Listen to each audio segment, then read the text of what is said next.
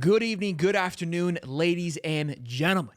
Oregon Ducks, welcome back into the channel that is High Top Sports Oregon. We just surpassed 100 subs, so welcome. If you guys are brand new and enjoying the content, be sure to smash the like button and subscribe as the family continues to grow. We've got a big show in store for you guys today. We're going to head on over to our Oregon Duck insider for Derek Zelmer here to talk all things recruiting. Another massive weekend for the Ducks and Dan Lanning. That man is, I don't know how many cigars he's got, but he better get another box full because he's just going to go be buffing through me here in just a minute with all these big time commits. You landed yourself a big time commit yesterday, which we talked about already, but we're going to dive into that again.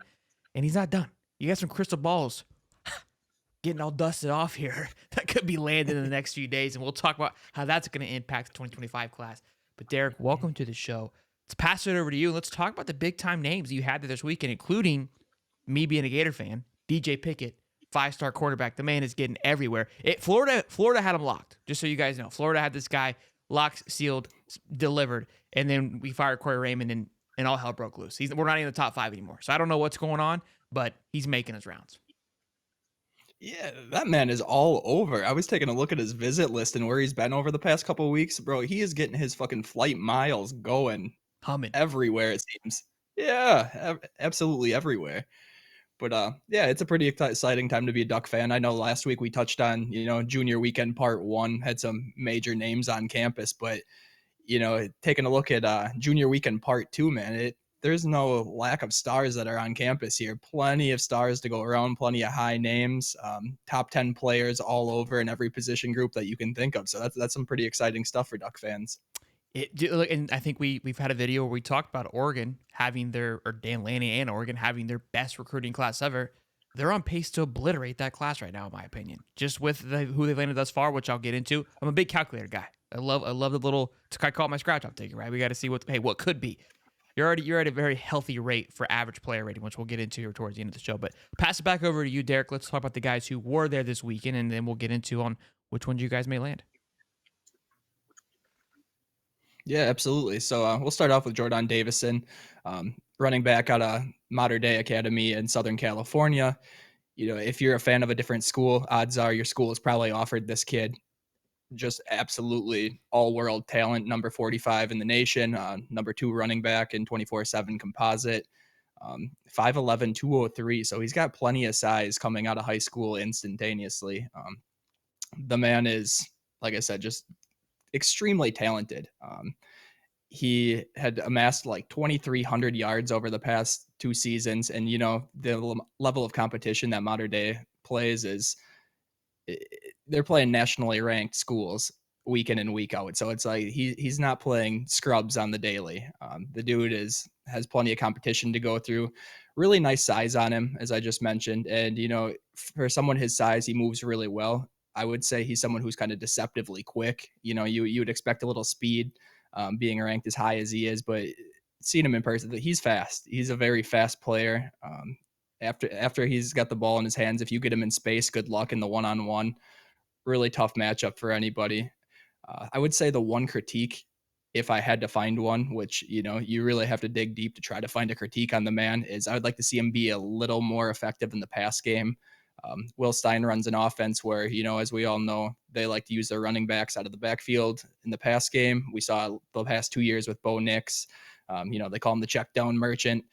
I don't buy it, but regardless, I think if he's going to come in and be an effective back in both regards, we'd like to see him be a little bit more effective in the pass game. So he's a guy we're really excited to have on campus here. Not his first time on campus. I believe he was in last fall for the USC game. I just watched an interview actually after he got done this weekend talking about how he's going to drop his top schools list here shortly. We don't really know what that is. Could be a top 10, could be a top 8, potentially a top 5. I see it being like a lengthier list just due to the offers he has. And I know he plans on taking a few more visits. So really excited to have him on. Really hoping to get him locked down for an official visit. And then the man that we touched on in the beginning of the show, Mr. Flight Miles, DJ Pickett. The dude has been all over the country. Another dude where, if you're a fan of somebody else, your school is offered. And I can about guarantee that. At one time, considered a heavy Florida lean. Fortunately for us Duck fans, the floodgates have opened a little bit and opened the door for opportunity, but we were able to get him on campus. I believe he's the number 3 overall cornerback in this 25 class, consensus 5-star. You take a look at the dude's tape, and the thing that stands out to me is just how quick he is. He's very fluid at that, able to become a blanket on some of these receivers. Once again, he's playing elite competition week in and week out. He's been hasn't been shy to these, all United States camps where we're seeing him, and performs very well. Obviously, very highly graded. And I still don't think he's quite reached his potential yet, too. So it's like that's really exciting if you are a DJ Pickett fan and if your school is fortunate enough to land him. I think, going back to a slight critique, if we could, once he steps on a collegiate campus, I think we're going to see him put on a little bit of weight. Not much. He does have very good size, but I think we'd like to see him bulk up just a little bit. And then Speaking the real other quick, things. speaking on DJ Pickett, his top 5 currently are Alabama, Georgia, Miami, Michigan, and then of course Oregon. And interesting to know, he's from Zephyr Hills. He's from Florida. To only have one school being Miami, and we all know why Miami's in there. Ching. And I don't think it's a legitimate threat. It's crazy how much talent continues to leave Florida to go to these schools. Like, think about Oregon. I mean, that's across the entire country. And this is something I've been talking about too with Dan Lanning. When people were trying to think why he should leave, it's hard to recruit out there. I said, listen, the world's changing. Eugene is a beautiful place. It is a beautiful campus. And now playing in the Big Ten, and we saw the merger of the SEC and the Big Ten. It's a telltale sign of where college football is headed. We have a video on our main channel talking about, look, this could be the new, I call it the CFL, the College Football League, where it's just the Big Ten and the SEC. It's a total, I think, 38 teams was what the math came out to.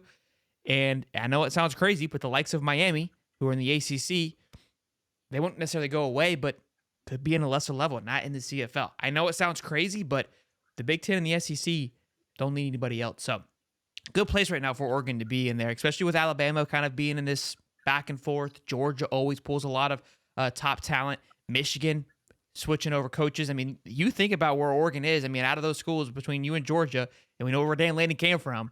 We know how he probably, if there's anybody that can undermine or out recruit or understands the way they operate, gotta like where Oregon's at here. Yeah, it's like, even a few years ago, if you're talking about pulling this elite talent out of a state like Florida, that's probably not much of a conversation to be had. None. It's like, and this like really emphasizes the importance of Oregon being able to get the seat at the big boys table, if you will, heading into the Big Ten. And we're very fortunate for the shortcomings that Miami is currently facing in their, at the little kids table in the ACC. Obviously, Michigan just won a national championship, which should spike recruiting, but at the same time, they lost a ton on that coaching staff too. So a guy like DJ Pickett, in my opinion, at least, his recruitment's wide open at this point. So if Dan Lanning's going to come in and swoop in, it's a wonderful time to do so. Absolutely. Yeah, and then, arguably the biggest name on campus right now is current LSU commit DeCorian Moore. I think he's the number 1 ranked wide receiver in the nation, number 4 player overall, if I'm not mistaken. As I mentioned, an LSU commit, which is unfortunate for us, but it's not his first time on campus either. I think he's been in Eugene 3 times to this point. I did just read an article from one of our team insiders who said, he loved Oregon. Obviously, he's going to say that coming out of a visit, talking to a team reporter, which is great. But then he talked about, wanting to get back on campus again, how the Ducks definitely are not in it, or out of it, excuse me. Definitely a team still in the hunt. So it's a name to watch. I wouldn't necessarily get your hopes up just because he's such a coveted name in the recruiting world right now. But it's exciting that there's a real possibility that we're able to get him back on campus for an official visit, likely in the fall time. Possesses elite speed, very agile, very fluid. And then the one thing you notice if you really watch his tape, it's the ball skills the dude possesses. He's the 50-50 matchups aren't so 50-50. He's able to turn those into those 80-20, 70-30 matchups real quick. And then, I would still argue that his biggest potential comes after he has the ball. The yards after the catch with this dude is unreal. The yak.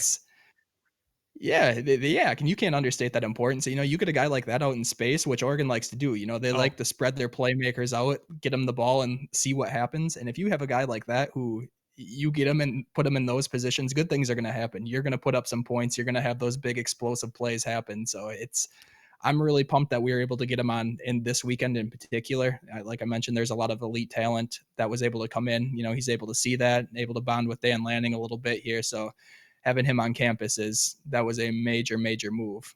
Speaking of, again, Moore, and people may not know this or not, but again, the number one wide receiver in the country, he's coupled with the three amigos, the three musketeers at LSU, with Bryce Underwood, who is the number one quarterback currently for 2025, and then the running back as well as number two, number one. It changes from week to week. So they right now are really dominating that 1, 2, 3. So to be able to pull him to rip that apart, some things would really have to collapse, you would think, because obviously they're all committed to a certain goal in mind, and they're sitting with, I think, the highest, or it's one of the highest. It's between, I'm spoiling alert a little bit, between you, Ohio State, being Oregon, and LSU is the three highest right now for average classes, and they're sitting at number 2 right now with overall class. So it is going to be a tough one to pull, but again, speaking like the DJ Pickett, these are some big-time studs and big-time things from Duncanville, Texas. That school pumps out a lot of top-tier talent. Had a few last year that came out, went to Texas, and Colin Simmons, 5-star edge. So just to be, and again, Oregon is starting to find themselves in a company. They've always recruited well, but it appears to me that it's a different level than before. They're actually, a really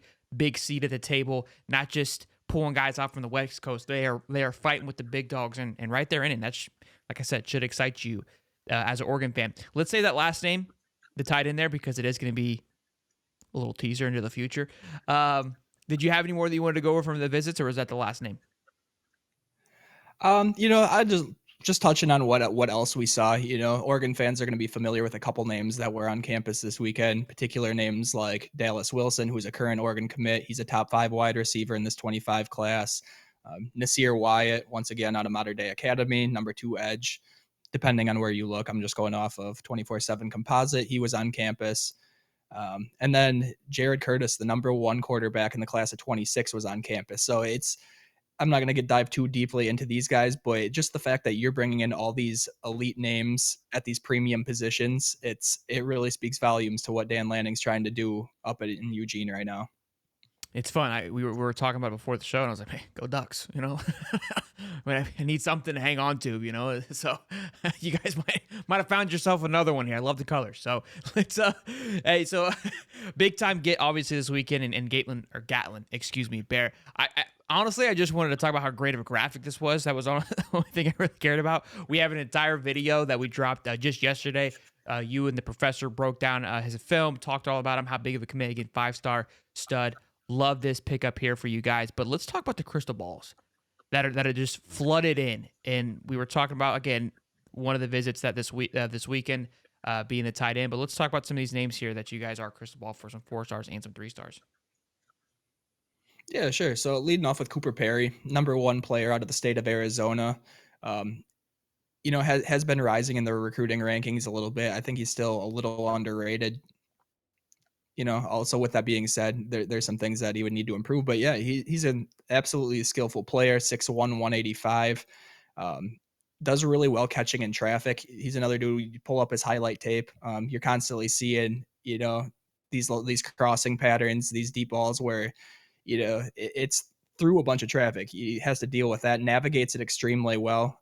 Seems to have laser focus once the ball's in the air.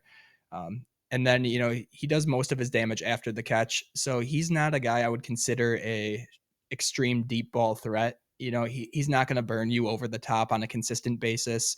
He's not a guy you're going to see running fades or streaks, multiple times a game. He really makes a living, at least in high school at Notre Dame Academy, running these crossing patterns and kind of doing his thing after he has the ball in his hands. But very successful, a guy where we're seeing him rise a little bit in the recruiting rankings. And I think we're going to see a continued rise as he progresses again this fall. But honestly, one thing that really stands out to me about Cooper is the fact that he is an extremely good blocker on the outside.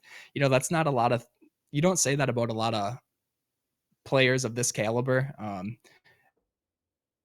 But you're watching his tape, he's pancaking dudes on the outside, and that's absolutely vital, and like I said, in the Will Stein offense, we're seeing a lot of getting the ball into space in your playmakers' hands and letting them do things after the catch. We saw it last year with Tez Johnson and Troy Franklin, constantly providing blocks on the outside and, letting the playmakers do the thing with their ball.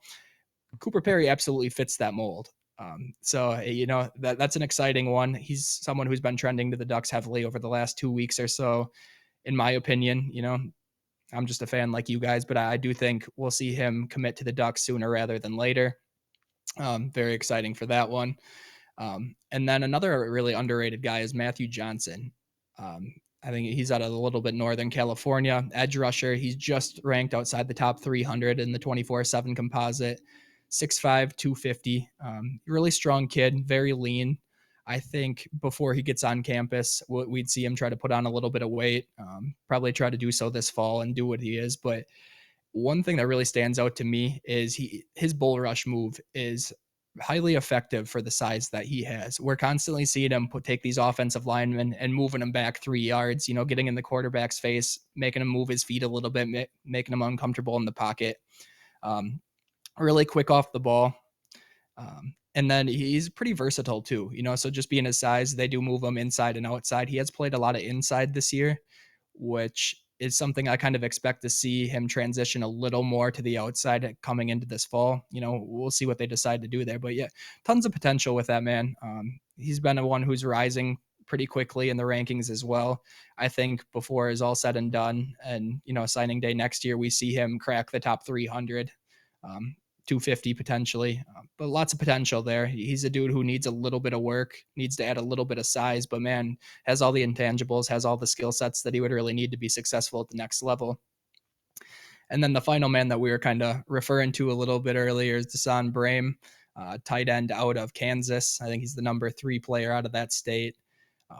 Really came onto the scene this past fall. So in his sophomore year, he didn't see a lot of receptions where he's able to make these plays. But man, this last year, I think he amassed over 900 yards, 13 touchdowns. And the thing that really stands out here is 20 yards per catch. So, it's not like he's taking these little pop passes, these little shallow crossers. The man can make plays in space, and he moves very well after he has the ball in his hands. He's very quick for his size. I think we're going to be looking at, he's like a 6'6" guy here. You wouldn't expect him to move quite as well as he does, but he's fast. He runs streaks for sure, moves very well at the ball. But I don't think we've seen him hit his full potential either. I think he's sitting at the number 5 tight end right now. I think we could see him rise a little bit before we see these final rankings come out, obviously, late next fall, but very excited there. We've seen multiple crystal balls to Oregon from him in the last couple of weeks. Odds are, we see him commit in the next week or two, I hope at least. But yeah, we got some really exciting things going on. Tons of crystal balls rolling in this early in the cycle. It speaks volumes for what's going on in this 25 class. And if people thought the 24 class was good, I encourage you to keep an eye on what's going on in 25.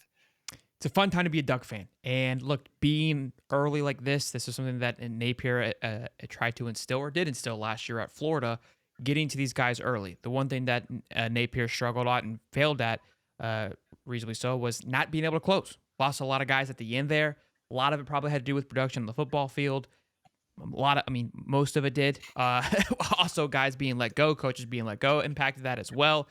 Oregon is not in any of those circumstances, right? They are nowhere near slowing down by any stretch of imagination. Even if you were to have it, let's say, a setback year, it's not going to be nowhere near what Florida is having currently. And again, in the concern of where Florida is headed. So you get ahead early. It's much easier to defend towards the end of the recruiting cycle than to try to be on offense. So that's where you want to be. You want to have the guys at your home locked in and defending. If there's anybody that is a king at playing offense at the end, it's Dan Lanning. He has been an absolute dog ripping guys at the end there. But let's talk about this. So right now you sit 12th overall with a 94.5 overall class rating. In front of you is Georgia at 95.56 and Ohio State at 95.94. They also have Ohio State has 8 commits. Ohio State does a hell of a job, even last year. I mean, they may not finish at the top, but they're always top 4, top 5, with just a phenomenal average overall recruiting class. I don't know what they're feeding them kids, but they get all of them. And then, of course, LSU at 94.7. I did the calculator, did a little math for you guys. Added the 3 that we just spoke about today. Again, I know it's crystal ball, but this is what we do. It's like the lottery ticket. You're like, hey, once we win, here's what we're going to do. So we added Brain, Perry, and Johnson, which brings you up to a 152 total score. Doesn't give me an average. A 152 total score would catapult you all the way up into the top 6th spot, right in front of Penn State, right behind Oklahoma. And again, that's with 7 commits. Oklahoma, everyone in front of you, Oklahoma, Clemson, LSU, and Notre Dame all have 10, 8, 13, 9, and 11. So less commits, telling me that average is still pretty healthy with those additions. And like you said, finishing to be a pretty a top tier class. Let's just see for shits and giggles. Oregon finished with 91.68. Well, that's with overall. With recruiting, 92.18. So well above that currently. Again, you get a couple 3-stars in there, it's going to bring that down. But as of now, it seems like I don't think you guys even know what that is. I don't think you have any on campus. And Matthew Johnson, like you said, puts on some size. He has the height already. Could find himself at a much higher rated position by the end of the year. Yeah, and taking a look at the recruiting rankings right now, it's definitely cool to see, but to put Duck fans' mind at ease even more so, if we know one thing about Dan Lanning, the man is an absolute closer. We've seen it happen over the last 2 cycles. We hit November, December, and you always hear the murmurs of the fans who want to be overly critical, and they're like, "Oh, we should have this guy. We should have more 5-stars. We should have this." Well, you take a little bit of time, you let Dan work his magic, and all of a sudden, we're closing on the best class in school history. So I have no worries about it. I think we're going to see a back half loaded class once again, per usual. I think that's just kind of how it operates. A lot of these big star guys, they tend to wait till the end of the recruiting cycle, take all their visits, like we're seeing with DJ Pickett right now. I'm sure he'll take another 16 visits at some point. Get his rounds in. Yeah, absolutely. But yeah, Dan's a closer. So I have no doubt that this will be a top 10 class once again. I think we will have a hard time topping Ohio State just based off of what they've been doing. Do a good job. Very early on in their cycle. They have real potential to finish with the number 1 overall class, in my opinion. But yeah, Duck fans, I think there's a real potential for this to even top the 24 class, which is absolutely wild to say. We call Bama old reliable. Just you put them up against Ole Miss, Mississippi State, they're gonna get it done, right? And the last few years, I even said it when this year was coming to an end. We were looking at schools who were gonna make a run. I go, well, Oregon's gonna be in the top 10. I know they're not now, but they're gonna be somehow, some way. Just it's gonna happen. They are becoming the old reliable of closing in strong. Which again, for Duck fans, that should be exciting. For the fact that us non-Duck fans can see that it's an automatic now. We don't even think about it. You plug it in, place them somewhere. How is it going to finish? I don't know, but it's going to be mayhem, and Oregon's going to be involved with it one way or another in a good way for the Ducks, and that has been tried and true for the last 2 years. And like I said, I think it's only going to be more exciting for you guys. Especially, I think Michigan's going to take a little bit of a slide.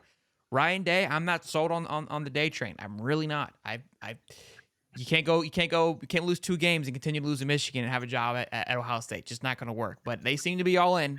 They made a big time push in the portal, so that could be the new Big Ten championship. It could see a little Oregon and Ohio State matchup. Should be fun. But guys, keep smashing the like button. Oh, go ahead. No, I was just going to say that October 12th matchup, that's one that's looking, more and more juicy as we progress along here. I think that the real possibility, that could be a top 4 matchup between all said and done. But yeah, it's Oregon and Ohio State. We might have a couple Goliath battles taking place this season. So pretty excited for that to happen. Battle of the O's. Yeah. Gotta love only it. Only 1-0. Okay, my bad. Boys and girls, again, be sure to smash the like button. We just broke 100 subs in just about a week's time, which is absolutely incredible. Love the growth of this channel. Let's keep this train moving. We'll get to 1,000 subs as soon as possible. Be much Hey, let's make this. It's a competition. You know it's a competition. We've got a High Top Sports. Look, there's a little bit of I would say some rivalry there with Georgia. I forgot about it. We're missing out on an opportunity. If they made it this far, we got to start plugging this in the beginning. We got a Georgia channel that's growing. I said whichever channel gets to 1,000 first, it gets an award. So help out your fellow Duck. You know what I mean? If there's more of a reason, should be a reason why. Absolutely, man. I mean, what was it? 49-3 last year. Georgia blasted us on the field. So Duck fans, if you want to do anything, help your boy out right here. Subscribe to the High Top Oregon channel. I'd like to kick their ass, at least on social media, Let's go. I would really appreciate that. Let's grow the brand. Let's go. I love it. Smash the like button, boys and girls. subscribe, and we'll see you guys in the next one. Until then, I'm Shelton. And I'm Derek. We'll see y'all. Peace, guys.